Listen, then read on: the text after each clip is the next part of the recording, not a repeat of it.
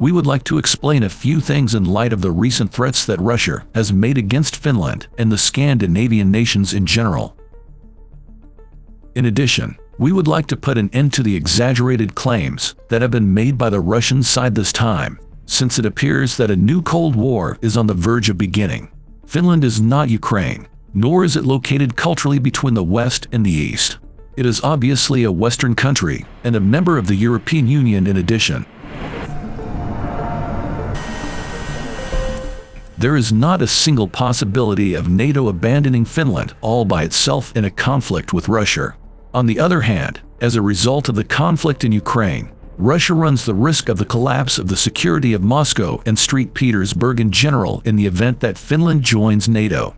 There is no one else to blame for this other than the party that, rather than seeking to achieve a quick strategic victory and going to negotiations, altered the status quo on the European continent and attempted, but failed so far, to occupy the entirety of Ukraine.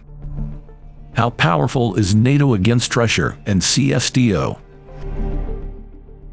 The Collective Security Treaty Organization (CSTO) is an intergovernmental military alliance signed on May 15, 1992. In 1992, 6 post-Soviet states belonging to the Commonwealth of Independent States, Russia, Armenia, Kazakhstan, Kyrgyzstan, Tajikistan, and Uzbekistan signed the Collective Security Treaty. 3 other post-Soviet states, Azerbaijan, Belarus, and Georgia, signed the following year, and the treaty entered into force in 1994. 5 years later, 6 of the 9 states, in addition to Azerbaijan, Georgia, and Uzbekistan, agreed to renew the treaty for a further 5 years, and in 2002 the 6 states agreed to create the Collective Security Treaty Organization as a military alliance. The North Atlantic Treaty Organization (NATO) is a Western military defense alliance aiming at strengthening collaboration between member countries in numerous domains, promoting geopolitical interests, and preventing military attacks by non-members. This alliance was formed in April 1949 in Washington. Many European countries joined the alliance in the 1980s and mainly after 1999. The North Atlantic Alliance (NATO) now has 30 members. It seems that a lot of people have underestimated the power of NATO and European countries in general, which is something that no serious analyst in either the East or the West would agree with. Any devaluing of North Atlantic Treaty Organization forces, particularly those of the United States, it takes place in the context of psychological operations carried out also by the West on behalf of the Russian and Chinese forces, respectively. In certain cases, the purpose of some military analysts is to create the impression that they are revolutionary in order to draw more clicks and views from persons who are enraged by their rival countries, by downgrading either NATO or CSTO based on their birthplace or ideological opinions.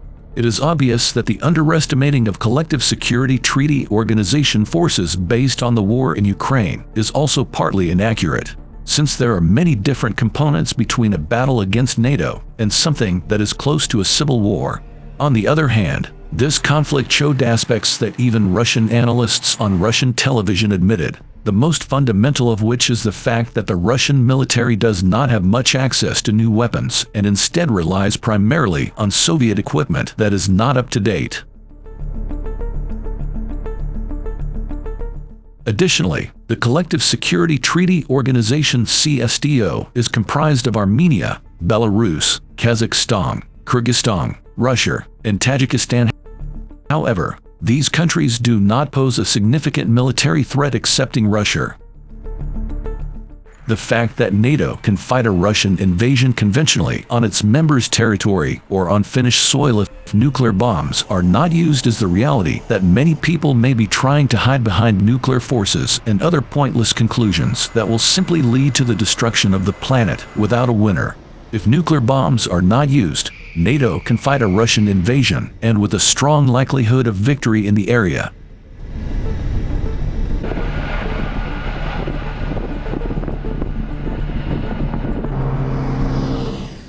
How is this documented? It is based on the fact that the defense budgets of NATO members are several times more than the defense budget of Russia according to official data.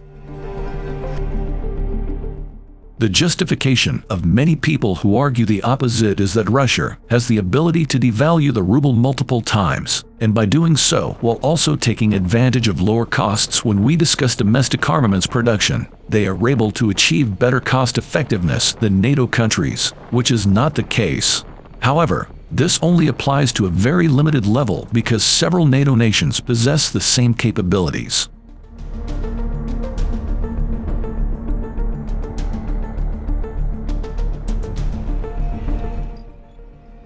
The United States, which has the greatest military in NATO in terms of numbers and technological capabilities, has an anticipated budget of $763 billion for its defense for the year 2022, while Russia has an estimated budget of $52 billion for its defense for the same year.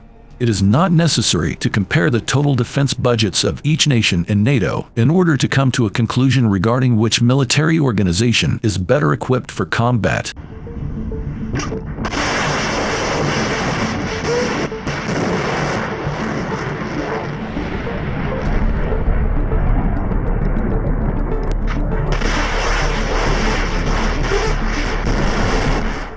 What about nuclear weapons and the new Cold War?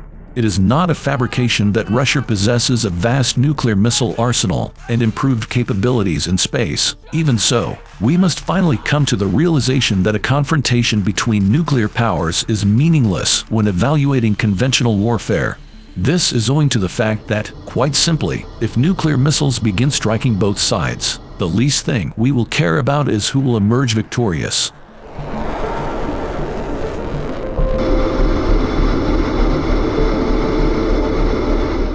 The only domain in which Russia and the CSTO appear to be dominant at the present time is that of supersonic missiles. However, there is not yet a sufficiently substantial arsenal to even begin discussing a shift in the current military balance.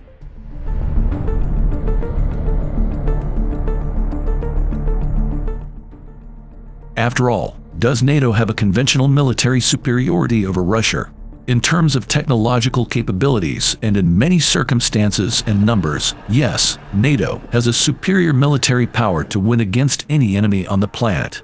This statement, despite how one-sided it may sound to some, is based on data that is accessible to the general public.